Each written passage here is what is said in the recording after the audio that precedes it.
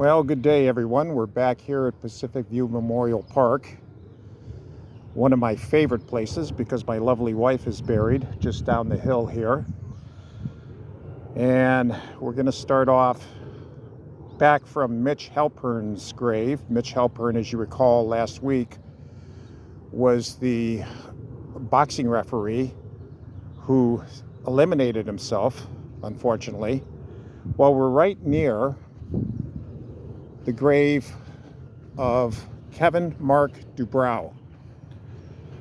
We're going to cover Kevin Mark Dubrow, and we're going to cover Bobby Hatfield and Jeff Hanneman and Gene Polito, these four people. Out of the four of them, only one had a long life. Kevin Mark Dubrow was born October 29th, 1955 in Hollywood. He was a member of the heavy metal band Quiet Riot. As a kid, he learned to play the 12-string guitar.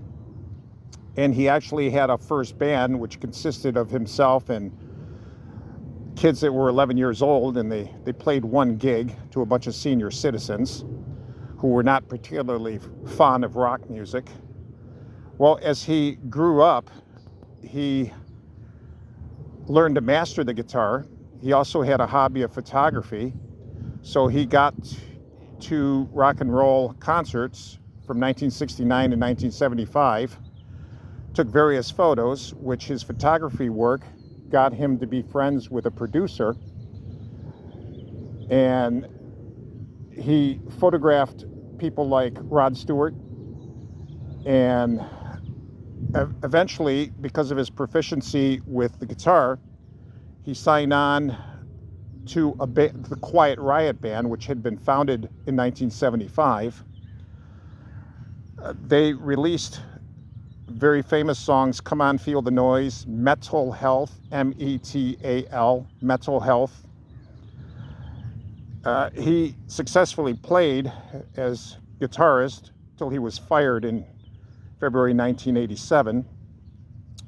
He had a problem getting along with others because of his, well, let's just say his excessive drinking and drug use. He also had a habit of publicly bad-mouthing other bands, which didn't really gain him any favors publicly.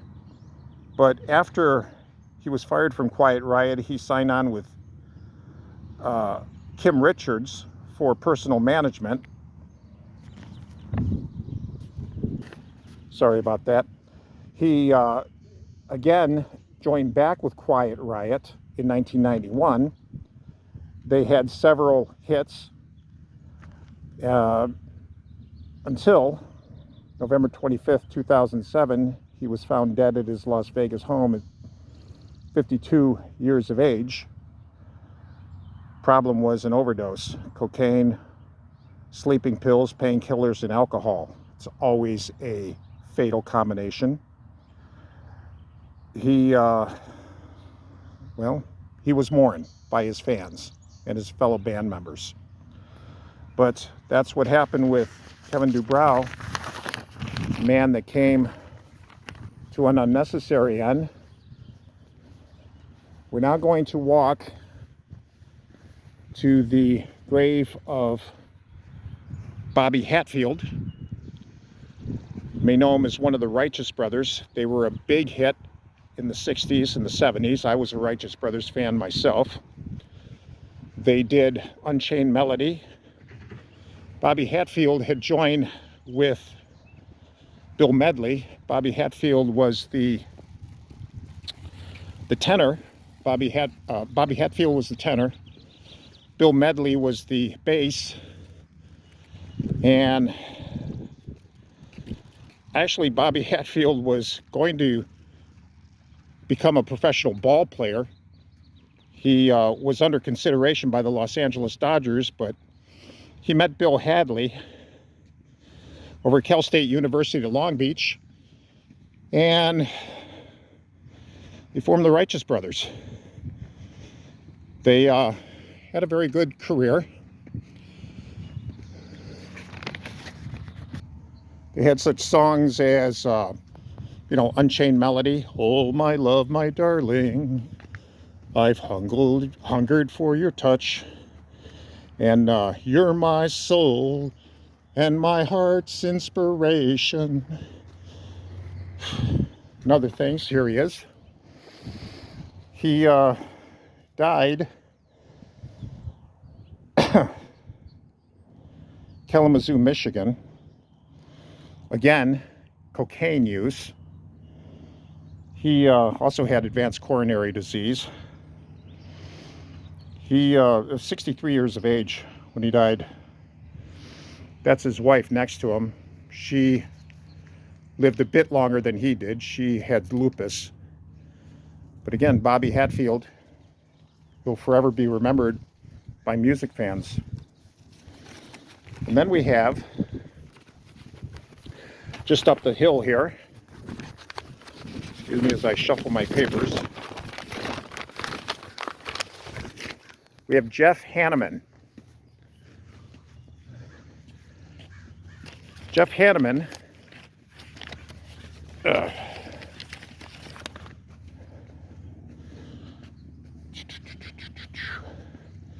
Jeff was born January 31st, 1964 in Long Beach.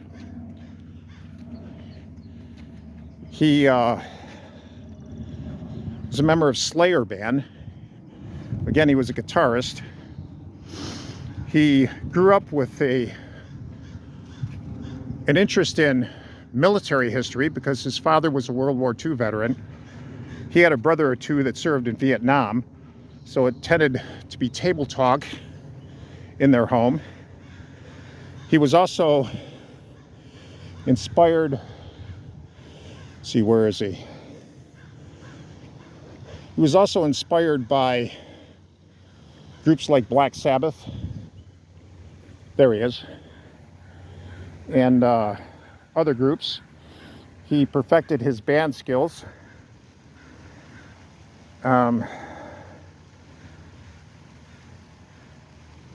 He met his wife, Catherine, in Buena Park during a show. In 2011, he contracted necrotizing fasciitis, which is flesh-eating bacteria. He could have died from that. He didn't, but it affected his guitar playing. In fact, he had to stop. But finally, 2 years later, he died of liver failure due to alcohol-related cirrhosis. Again, how old? Just 50 or so? Someone else. It's amazing the number of musicians and actors and celebrities that just tend to go this route. They tend to very self-destructive behaviors with alcohol, drugs, many times both, as well as a promiscuous lifestyle. But drugs and alcohol took this guy out. We're also going to discuss, actually I'll put this guy in another video. So